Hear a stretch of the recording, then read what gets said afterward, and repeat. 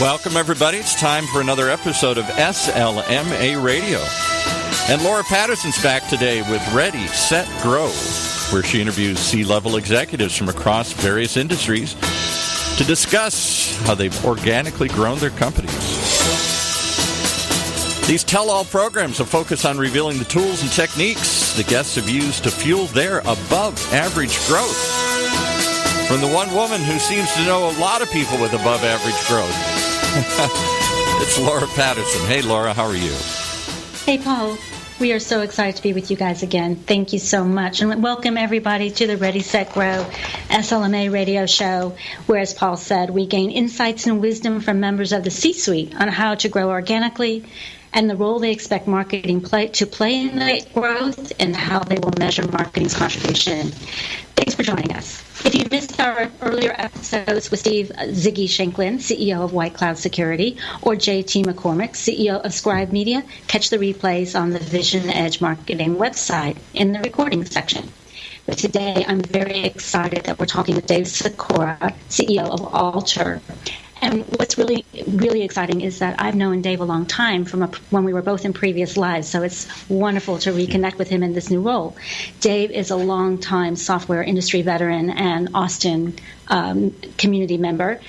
He previously served as CEO of 2 public and 5 private venture capital-backed software companies, and he's held the board of director position with 4 public companies. So he has an enormous amount of wisdom and insight into running a company and growing them.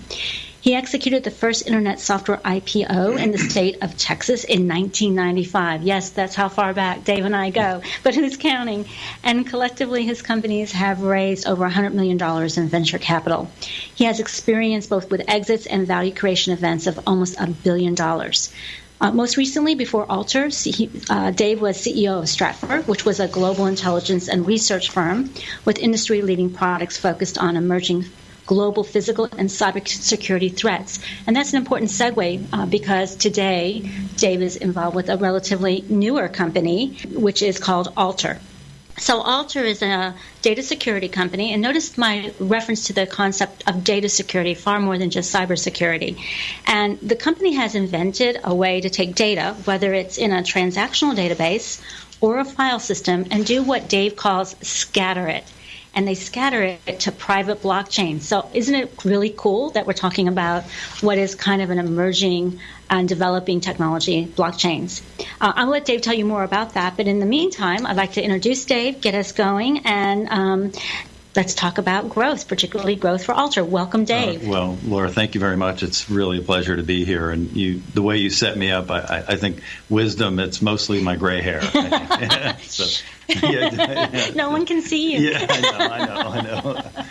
Yeah. Well, as the CEO of Altr, I realize that it's still early days, but it's exciting times. That's right. I suspect that organic growth is right at the top of your list. Well, yeah. I mean, as you know, it's I'd say numero uno, right? Yes. And Altr is a unique company in that we've been around for just over 4 years now, but we just came out of stealth just over 30 days ago. And so we have an incredible team of technologists who've been heads down building a great product for the better part of 4 years.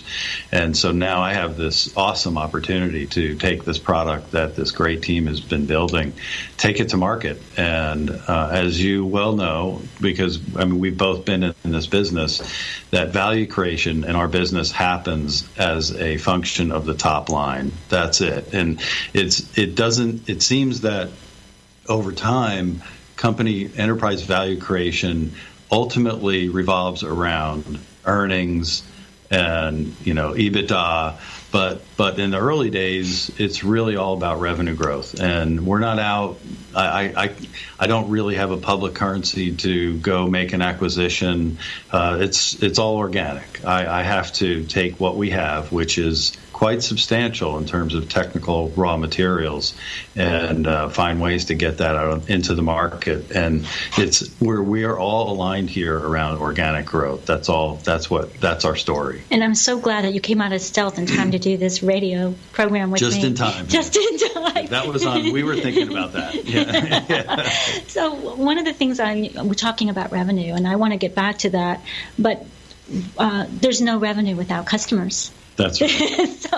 So I think right now, that's the way that to be thinking is not just revenue, right? But to help people understand the value proposition around organic growth is really around, in this case, net new customer acquisition. It is, and at some level, you have to assume you've worked on product market fit. I mean, that's a big concept here is making sure that the investments you're making in R&D manifest themselves in a positive way in the market, and that you're building stuff that people actually want to buy, right? And so, but in the early days, you don't necessarily know all that. It's a little cloudy. It's like, being in a dark room and looking for the light switch. You want to find that light switch.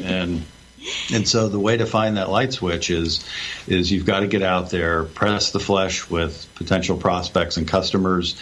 You have to listen. You can't just go out and tell your story. You have to really open your ears and find, try and find some common denominators. What are people saying? What are their challenges? What are their problems? And so that first year of coming out is a pretty important year, and getting on the ground with key identified areas and targets that you have, getting in market.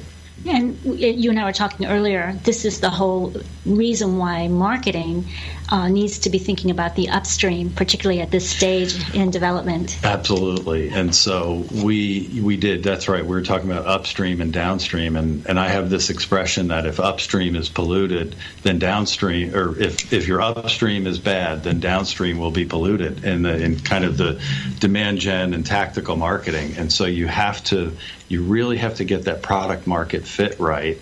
And that gives you the raw materials then to go create really strong marketing communications programs, getting your message out, et cetera. But you can't really do that until you've really nailed it with customers and with the market. Exactly. So before we spend more time talking about marketing, I know one of the things, having known you and worked with you in the past, that's important to you is culture.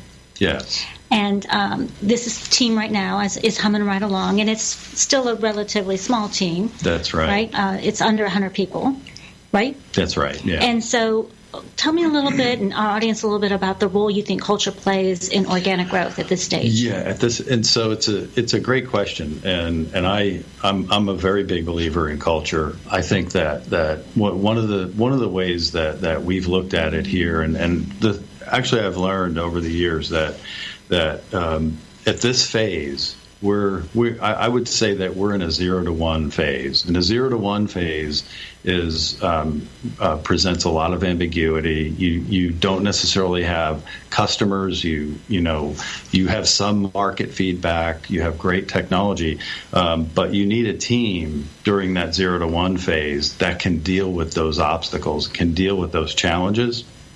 And then once you get past that 0 to 1 phase and go to 1 to 2, those are different people. Scaling a business, taking something from 0 to 1 is very different from going from 1 to 2. And so the team that we have on the ground right now is, in my opinion, a world-class 0 to 1 team.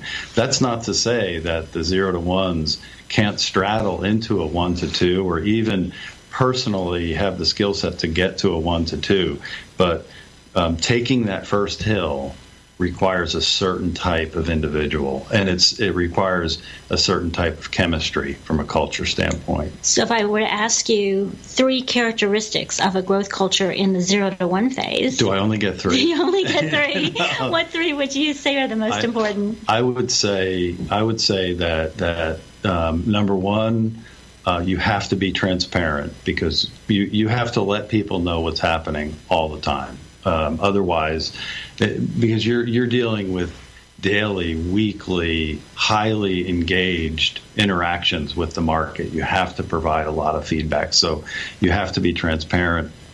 The next is, I think that you have to be open to debate, and you have to accept criticism, and I suppose you could say that's part of transparency, but that idea of bringing new things, you're bringing something new that's never been brought to market, and you're going to get punched in the face. And you have to deal with that openly. The team has to deal with that openly. And then I think the third is you have to be incredibly tenacious, and the culture has to embrace that you really have to get out and push. Oh, that's one of my favorite words, tenacity. I can totally relate to that. Yeah. And I know you know I can. Absolutely. So we're going to jump into talking about marketing. I know we'll have to take a break in a moment, so we'll come back if we don't finish. But let's talk about the role you think marketing plays in driving organic growth, and how well you think marketing as a discipline does that today.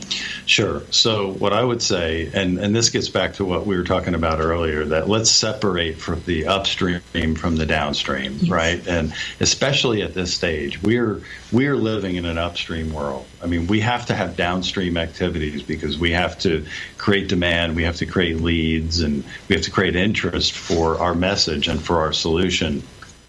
But I think that initially here, the role of marketing has a lot to do with product market fit and getting out, talking with customers, talking with prospects, and talking with analysts as well. What are figuring out what the problems are that folks have, and how does that map to your offering and ultimately into your messaging. So I would say really focus now on upstream. And how well do you think the marketing discipline as a discipline today, not here at Altr, but in general, you've been around a long time, does at upstream marketing? I think in general it does well, but I would say it's a really interesting question because like here we are in Austin, and Austin is well known for being a software center, mostly enterprise software, not consumer software. And so I think that you can look at this as a geographic issue, that we have a really strong upstream product management, product marketing culture in Austin, but we don't. If I tried to do the same thing in Houston or even in Dallas, I would not find that culture exists. So we're lucky where we are, and I think you'll find that in other pockets. Boston, Silicon Valley, you'll find that culture and that talent to be there. But for getting the 0 to 1, building great new software products, we're in a good spot. Awesome. Well, I think we need to take a break, and we'll come back in just a moment and pick up the conversation. All right. Is that going? And we just want to remind everybody that Vision Edge Marketing is there for you. They work with chief executive, financial marketing, growth strategy, and customer insight officers in a variety of industries: manufacturing, technology, financial services, even medical devices like those here in Orange County. And they particularly specialize with companies facing growth or performance challenges. Customers rely on Vision Edge Marketing's expertise to make more effective and faster fact-based decisions regarding customers, markets, products, and the competition. They can also help you improve and prove the value of marketing and leverage data analytics processes and measurement to increase marketing's relevance and ability to deliver greater business impact. It's a big promise, but they deliver.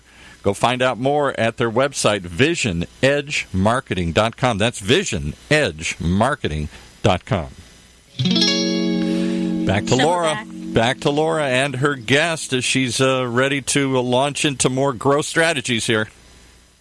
Thank you. So we're back here with Dave Sikora, CEO of Altr. And we're talking about marketing.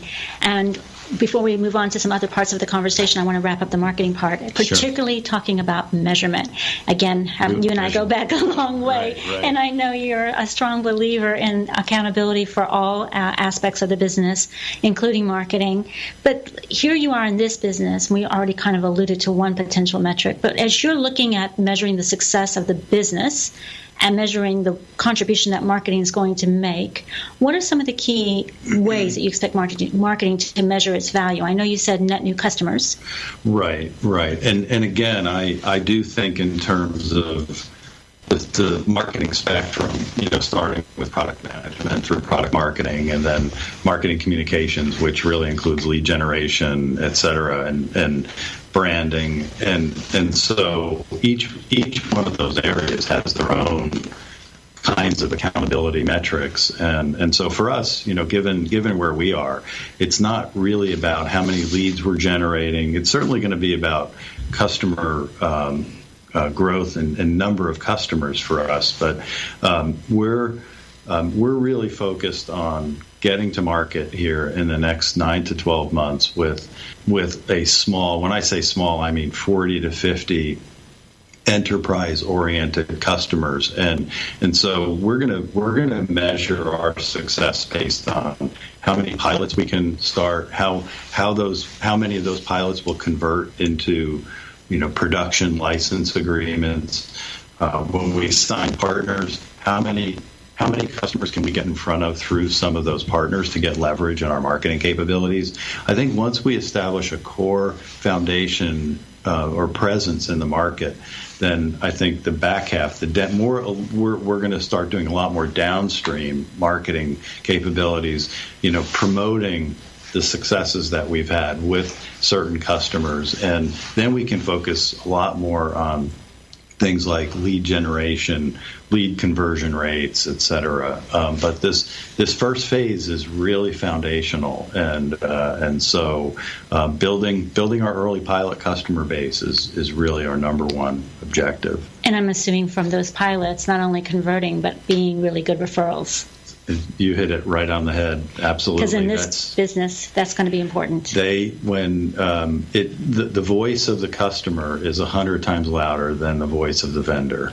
Well, for sure. But in this business, I would also suspect, because of how technical it is, and it's not only going to be how well the product works, although that's going to be extremely important, right, but the overall experience they have going through.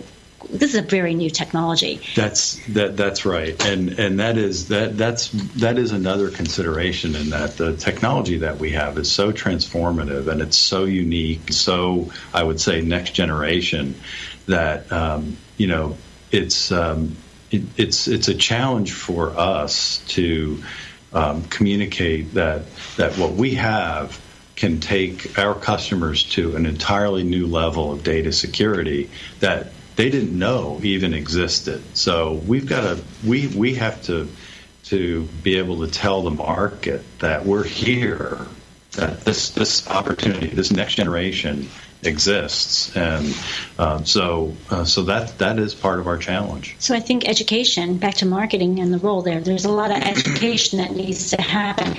So, just one more time, try to articulate to our listeners what Altr is doing and why it is so transformational before you tell us about how you got here. Right. So what we do, and Lori said it pretty well up front, about how we can take data from enterprise database systems, transactional databases, or from file systems, and what we can do is we can actually break it apart. In some areas that's called RAID striping. We can break it apart and store it on distributed nodes of a blockchain network or a series of networks, and then we can reassemble that data with very low latency when the application or when the user needs that data.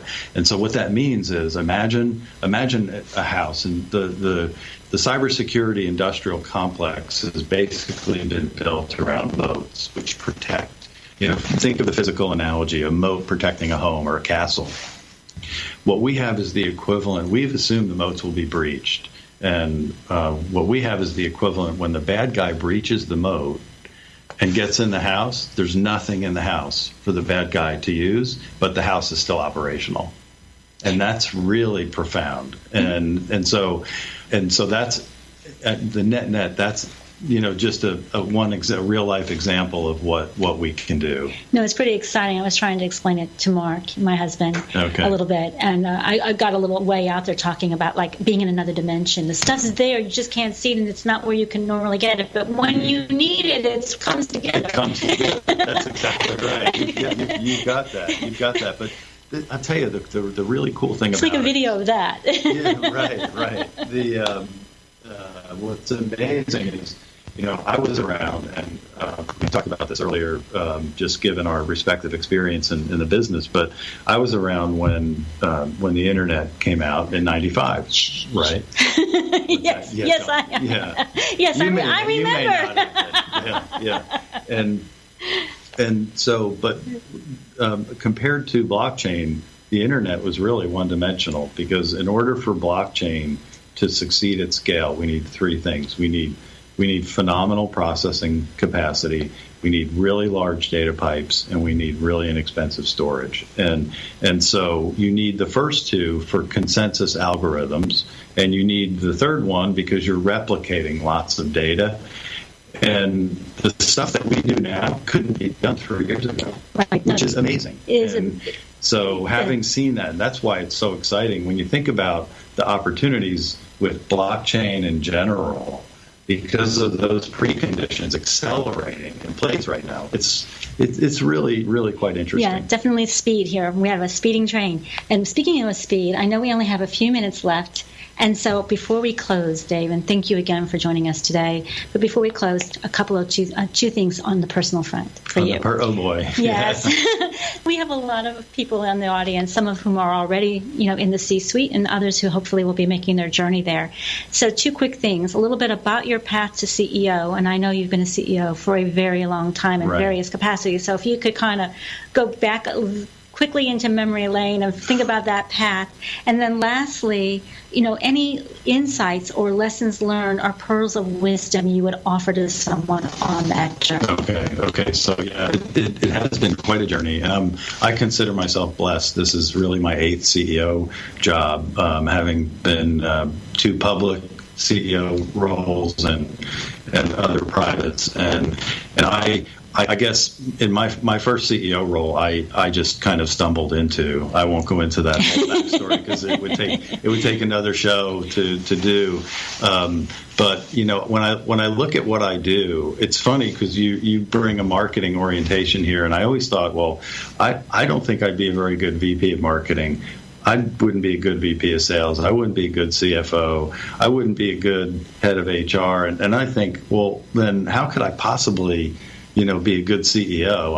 I guess I stay at it, and I know enough about all of those areas to really be dangerous. I guess maybe that's one way to look at it. But I've always thought you were very good at asking thoughtful questions.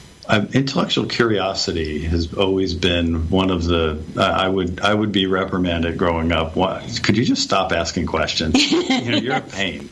Stop that. And, I remember that you are very good at asking questions. And so, but I guess I would just say that a couple things. One, my path here, I consider myself really fortunate to have this opportunity, because this company, this technology represents one of the most transformative things that I've ever had the chance to see. And I see hundreds of deals around Austin in the community. And so I feel like a lot of things I've done in my past have come together to take advantage of this opportunity. The last thing I would leave you with, just in terms of if there's a pearl of wisdom in here, is that I would just say, don't get too drunk when things are going well, and don't get too down when things aren't, because neither one of those are true. That's right. And so you got to stay in the middle. That's a really good pearl of wisdom. And thank you again for being with us today. And I believe we need to wrap it up. And with that, I'd like to say thanks to everyone and turn it back to Paul. Thank you. You've been listening to another episode of SLMA Radio with Ready, Set, Grow this week, right here on the ever-growing Funnel Radio Network, for at-work listeners like you.